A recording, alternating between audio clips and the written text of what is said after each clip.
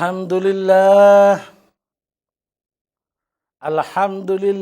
hamdan katsiran kama amar wa ashhadu an la ilaha illallah wahdahu la syarikalah irghaman liman jahada bihi wa kafar wa ashhadu anna sayyidina wa nabiyana wa maulana Muhammadan abduhu wa rasuluh Sayyidul khalaiki wal bashar. Allahumma salli wa sallim wa barik alaih. Ma'asyiral muslimin, pemirsa dan hadirin sekalian, Assalamualaikum warahmatullahi wabarakatuh. Waalaikumsalam warahmatullahi wabarakatuh. Awal percakapan saya sampaikan selamat berjumpa dengan majelis ilmu bersama Jamaah Laduna Ilma Indonesia dengan mata kuliah Ma'rifatul Shalawatum Mir Rabbihim yang dalam alih bahasa mengenal orang-orang yang mendapat sholawat dari Allah. Pemirsa dan hadirin sekalian, untuk mendapatkan format, metode, sistematis, dan standar akademis yang cukup baik, maka majelis ilmu ini yang dengan mata kuliah Ma'rifatul Shalawatum Mir Rabbihim, mengenal orang-orang yang mendapat sholawat dari Allah, kita bagi dalam beberapa pokok bahasan dan sub-item. Silakan. Pokok-pokok bahasan pada mata kuliah Ma'rifatus Shalawatum Mir Rabbihim. Pertama, Allah dan para malaikatnya bersolawat kepada Nabi. Kedua, dasar hukum Shalawatum Mir Rabbihim. Ketiga, 10 langkah upaya untuk mendapatkan Shalawatum Mir Rabbihim.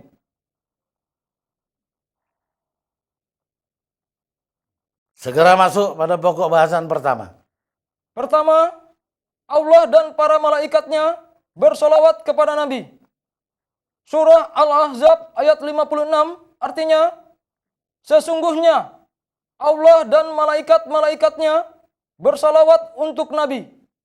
Hai orang-orang yang beriman, bersolawatlah kamu untuk Nabi dan ucapkanlah salam penghormatan kepadanya. Innallaha wa malaikatahu yusalluna 'alan nabi. Ya ayyuhalladzina amanu sallu 'alaihi wa sallimu taslima.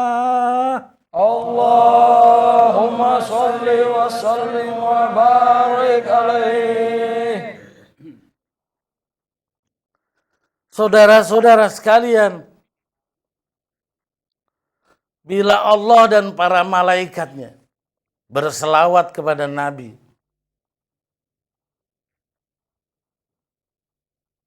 bukanlah sesuatu hal yang sangat luar biasa. Karena Nabi kita Muhammad sallallahu alaihi wasallam adalah kekasih beliau, kekasih Allah, Habibullah. Beliau juga orang pertama yang mendapat izin dari Allah memasuki surga. Beliau juga adalah penghulu seluruh manusia. Lumrah dan layak manakala Allah dan para malaikatnya memberikan selawat kepada beliau Muhammad Rasulullah.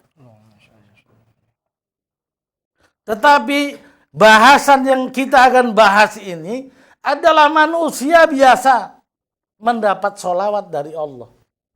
Spektakuler, luar biasa, menakjubkan, mencengangkan. Allah penguasa jagat raya, pencipta langit dan bumi, rela memberikan sholawat kepada orang-orang tertentu yang bukan Muhammad Rasulullah.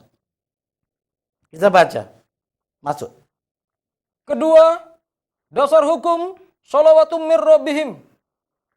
Surah Al-Baqarah ayat 151 sampai 157 artinya, sebagaimana kami telah menyempurnakan nikmat kami kepada kamu, kami telah mengutus kepadamu Rasul di antara kamu yang membacakan ayat-ayat kami kepada kamu dan mensucikan kamu dan mengajarkan kepadamu Alkitab dan Al-Hikmah serta mengajarkan kepada kamu apa yang belum kamu ketahui.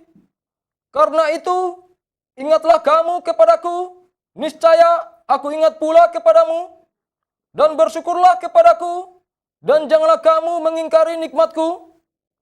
Hai orang-orang yang beriman, jadikanlah sabar dan sholat sebagai penolongmu.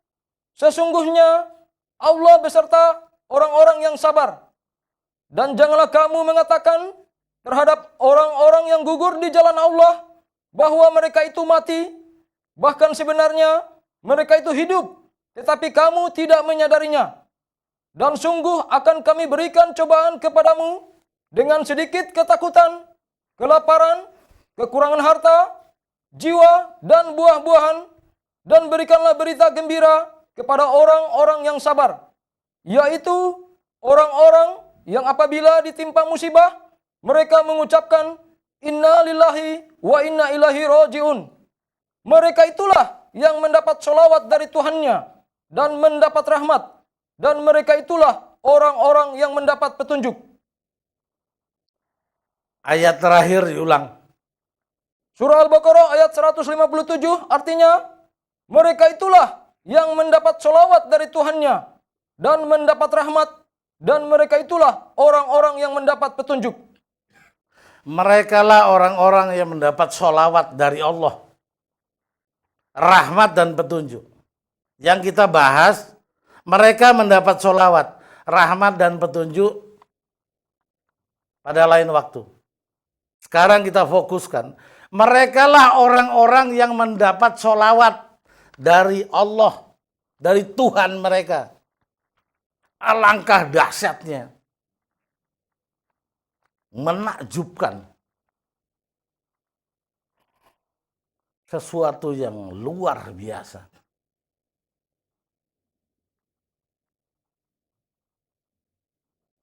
Bapak Presiden menyampaikan sholawat kepada saudara Noval itu udah kaget kita semua. Apalagi kalau Tuhan. Bapak Presiden menelpon sama gubernur. Tolong Pak Gubernur sampaikan salam saya kepada Noval.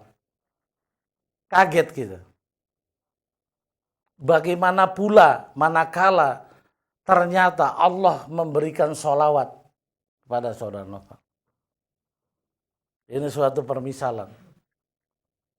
Apa yang ia perbuat sehingga suatu kedahsyatan yang demikian. Rabbul Jalil.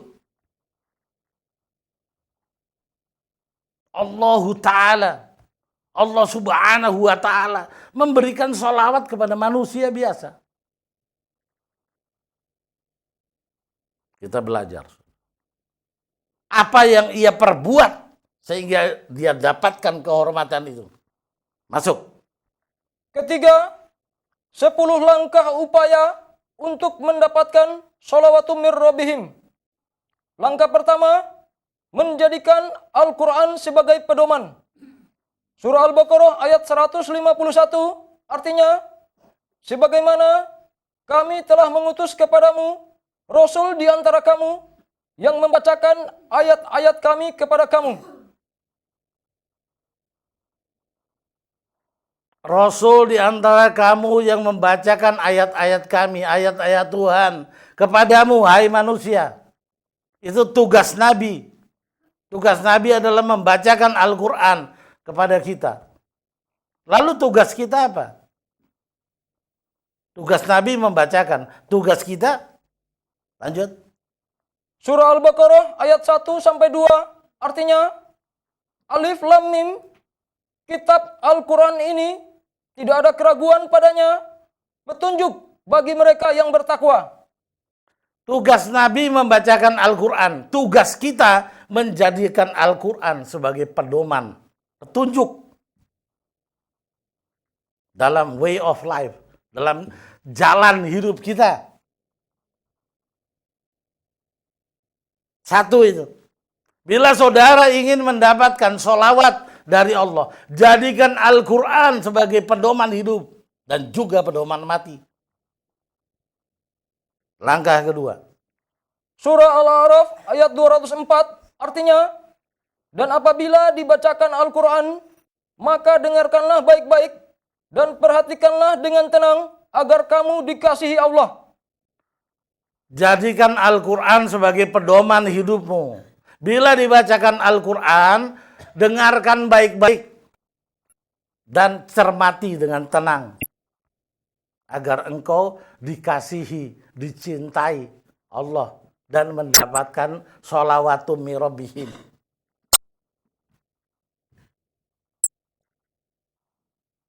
Langkah pertama, jadikan Al-Quran sebagai pedoman. Langkah kedua.